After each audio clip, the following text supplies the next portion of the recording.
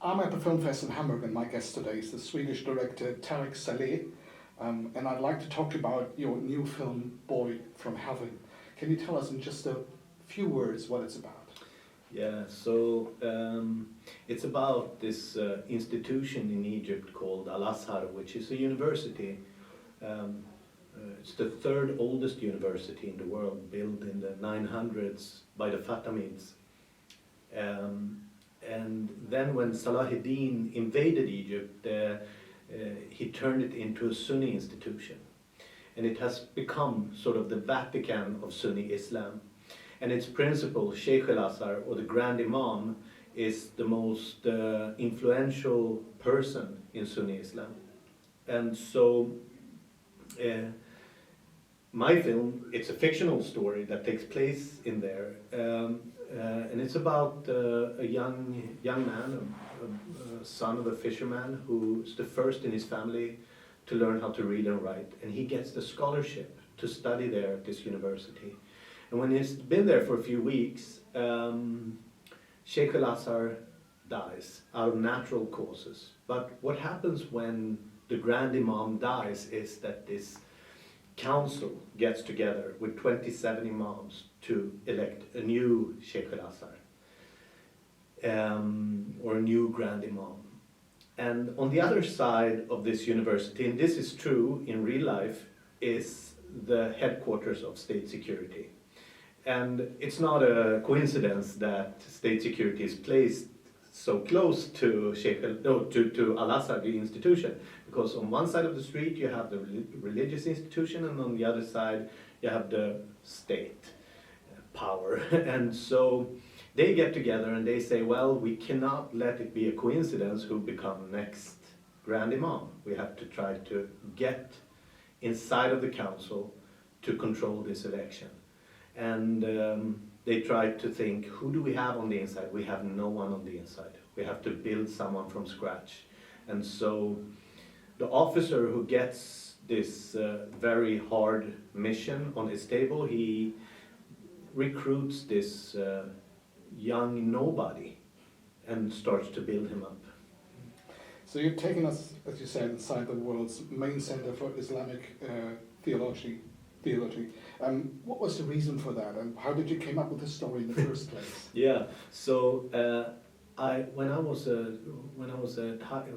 studying at high school, one of my favorite books was In the Name of the Rose by Umberto Eco, and I reread that book a couple of years ago, and I was reminded of how amazing. I mean, I understood it better as a grown-up, and I started to play this game with myself where I was like, what if I told a story like that, but from inside of an Islamic institution? Could you do that? And I said, no, you shouldn't do that. And then, but if you do it, it would happen inside of Al-Azhar.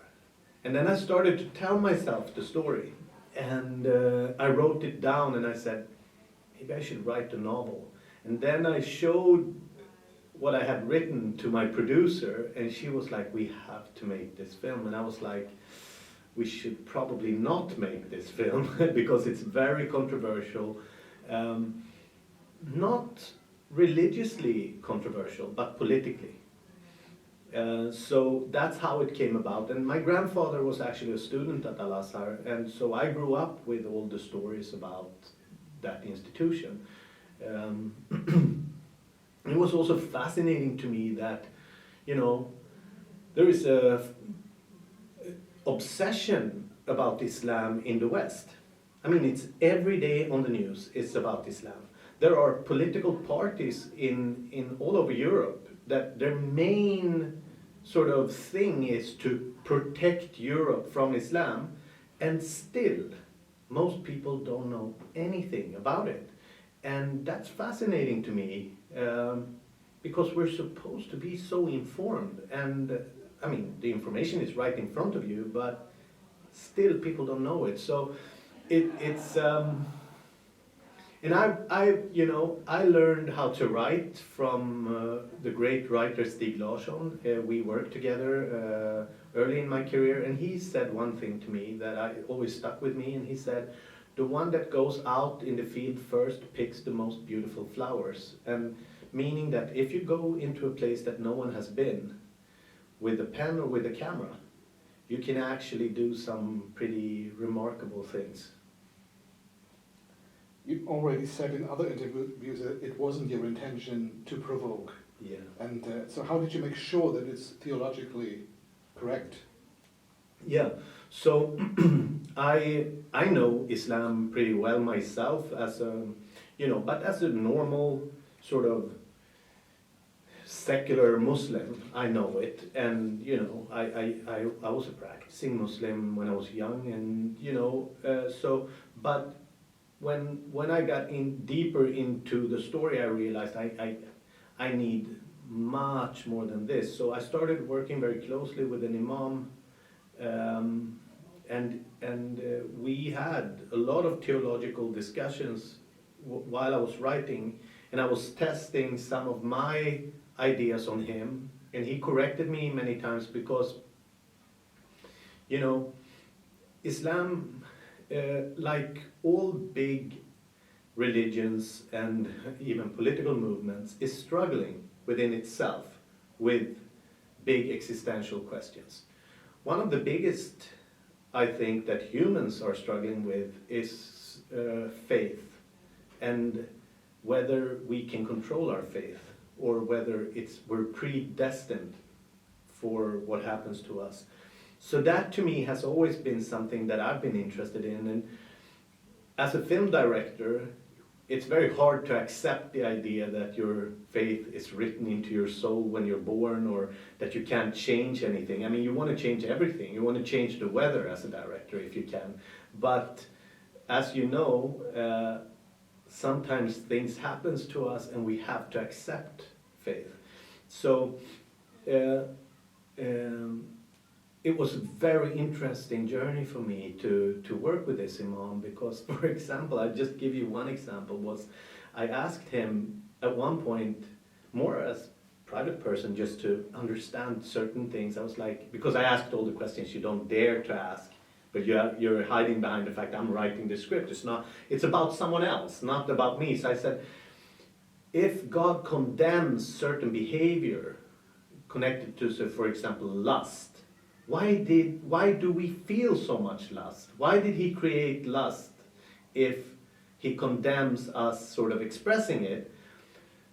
And he gave this beautiful explanation. He said, he used the example of fire. He said, fire is not good or bad.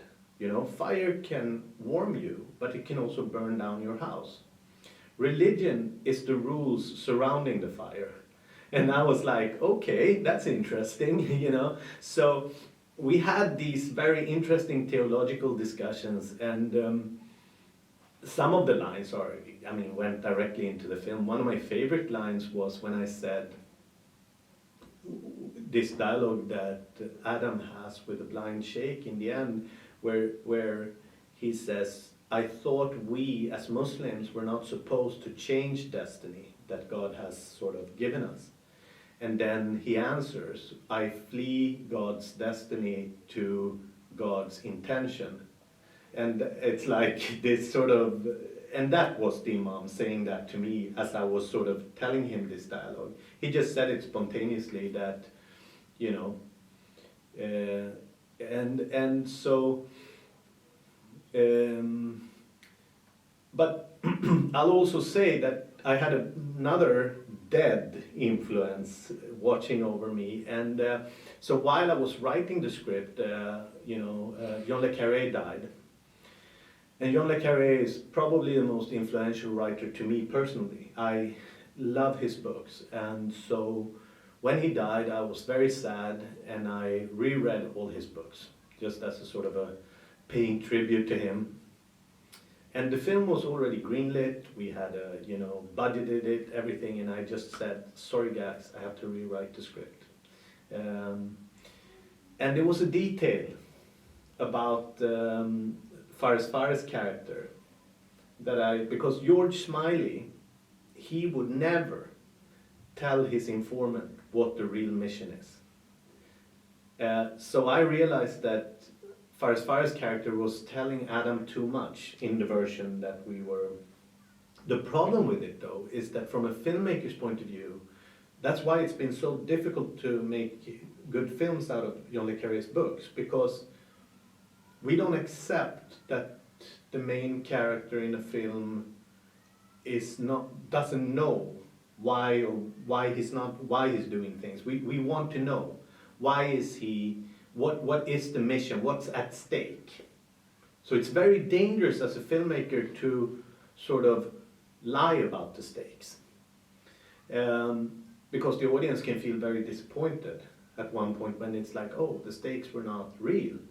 So that was a real challenge for me in an interesting way. So John le Carré has also been a huge influence on me. Can you shine a little light on why you choose Boy from Heaven as the title? Yeah, so the Arabic title is Walad min Jannah. Jannah or Jannah means heaven and also paradise. So, and it's an expression in Arabic that has been used for, people that are good at reciting Quran. But for me, it evokes this idea that, because there's popular mythology within Islam, like I think in every religion, you have these stories which is sort of challenging the authority, especially the religious authority. So one story like that is a typical story, I would say, is that there was a sheep herder that was, he was screaming at God. He was screaming because there wasn't enough food for his herd. So he's screaming, God, why don't you, he was complaining. And the people in the village next to that said, they were like, this man, he talks to God in a very disrespectful way. So they contacted an imam that was on the other side of the Nile to have him teach him how to pray in a proper way. So the imam took a boat over the Nile. He went and talked to the sheep herder and gave him some verses of the Quran, showed him how to pray properly. And the sheep herder was very respectful. He was like, okay, I'm going to try to remember this. I can't read and write, so I have to memorize it. And then at night, the imam went over with the boat over the Nile. And the sheep herder came running on the water to the imam and said, I forgot the verses you gave me. And the imam says, go back, I don't need to teach you. You apparently have, And there are so many stories like that. Even within, there is even hadith, things said about the Prophet where the Prophet is walking with his companions and meets a man on the road that starts to ask him very strange questions. And the Prophet just answers all the questions. And then when the man leaves, his followers are like, why did you answer these strange questions? He said, that was the angel Gabriel that was interrogating us on our religion. And so all these stories have always been sort of my favorite part of the faith. And so in a way, this is a story like that. A boy from a fishing village who is a nobody, who comes in and then sort of teaches the people in power the true faith. The film premiered in Cannes this year and also won the award for Best Screenplay. What was your first reaction when you heard the news? First of all, when it was selected to be in main competition in Cannes, I got the phone call. I was alone. I was in the middle of a square in Stockholm when I found out, and I started screaming out, and people around me were like, because they were probably seeing this young Arab screaming, so they were taking shelter around me, but I was screaming out of happiness. And then, so for me, when you are in main competition in Cannes, you are competing with your heroes. I mean, you're competing with the Dardan brothers, with Christian Mungi, all these incredible filmmakers. So when they call your name, it's unreal. It's unreal. I mean, you're just pinching yourself in the arm and go like, what? Really? I mean, are you sure? You constantly hold on to that prize. You're thinking that someone's going to come, or that you're going to wake up and be like, okay, it was a pathetic dream. It's like me dreaming about have long flowing hair blowing in the wind, you know? Clearly waking up bold. And it even gets better because the film has been selected by Sweden as its submission for the best international feature for the Oscars. It's unreal, and for me it's been like,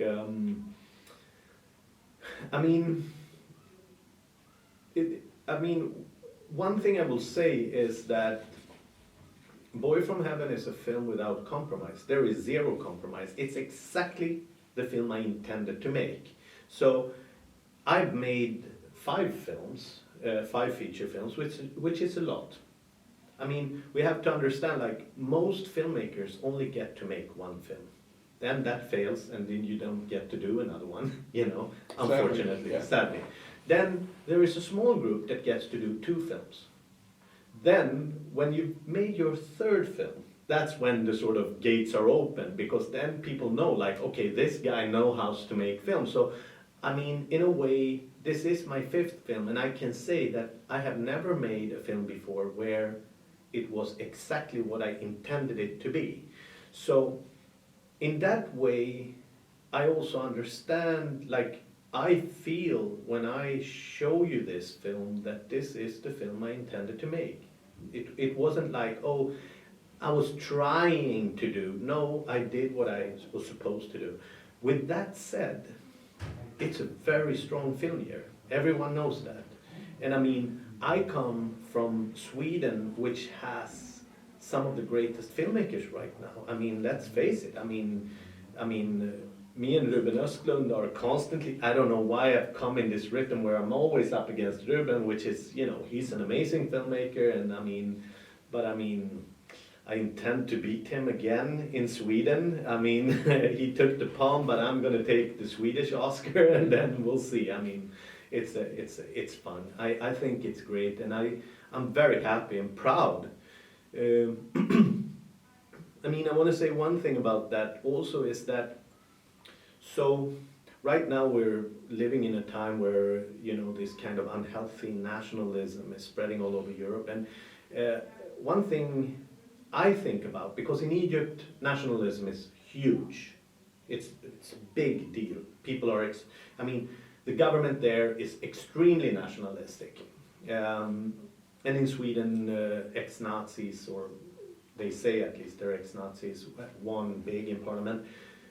And they say we should be proud of being Swedish. I think that's one of the most stupid ideas, because it's a coincidence. I mean, you're born in a country, that's a coincidence.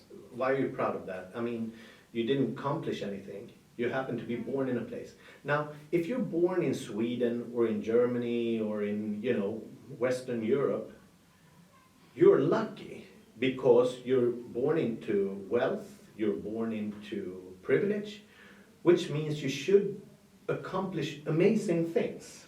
And if you haven't accomplished amazing things, you should be ashamed because you were given all the, you know. So for me, it's a paradox, this idea of that kind of nationalism.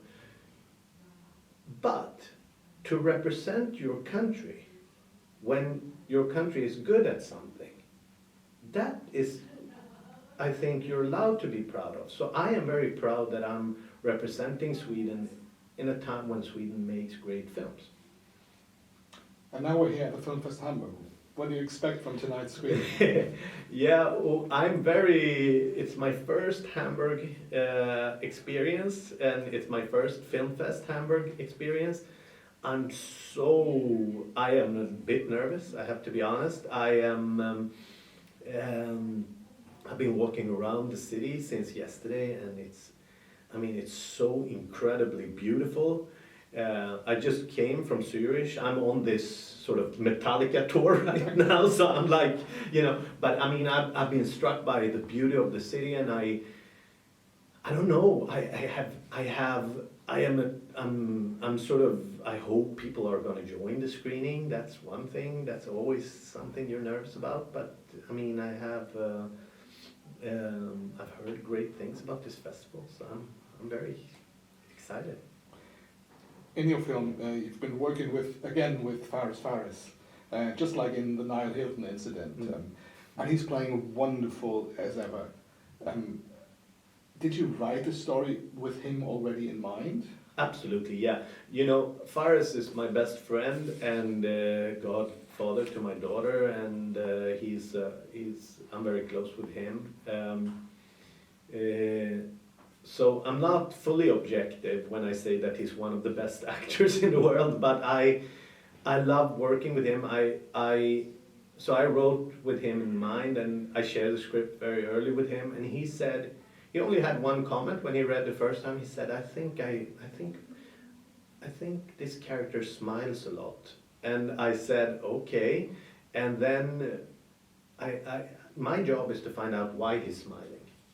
You know, why is he smiling? What is he hiding when he smiles? And then when he was very involved in his look and the way he wanted to look in this film, and at one point I said, you look like a angry old lady in this with this hair and these glasses, and I say, you look too funny, and he said, I promise you, I guarantee you, when you see me act, you will not think I'm funny. And I said, well, we'll see. I mean, you've put a high bar now, and I mean, he didn't disappoint me. I really enjoy working with him. For me, I don't make films without him. Even when I work in Hollywood, I mean, the only thing I directed where he wasn't part of it, I mean, in Westworld, he was there. When I did The Contractor, he was there. Ray Donovan, I couldn't get him on that show, but I mean, it's their mistake. I mean, they should have, you know. But I basically, I always want to have him on set. I always think that the budget is mostly good for a film. But would you have done anything differently if you had, let's say, an unlimited money or unlimited time? No. Again, on this film, I was very clear with the producers and the financiers that this is the film we're making. And of course, we stretched the budget. We used the contingency and so on. I mean, but I mean, any good director would use the contingency. I mean, otherwise you haven't fully pushed as hard as you should. But with this film, like I said, I mean, yeah, I mean, if you would have had more money, but on this film, really, I did everything I intended to, and I think the cut came in 3.5 hours long. So I cut out 1.5 hours, which is, but I sort of knew that. So, you know, I hire myself as a director. I mean, I consider myself to first be a writer, but because I know that I can take the director hostage, I hire myself, and then I go like, you're gonna make this film exactly like I wrote it. And I'm like, yes, I promise you I will. So, yeah, so it is exactly the film. Okay, let's have a look at the future. Is there any new projects on the horizon that you can already talk about? The one thing I can say is I'm writing a TV series together with Bo Williman, who created House of Cards.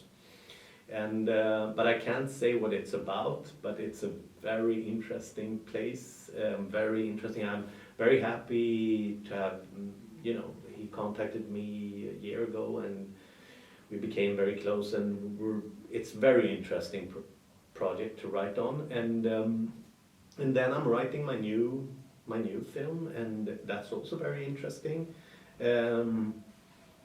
Faris will be in it. That's all I can say.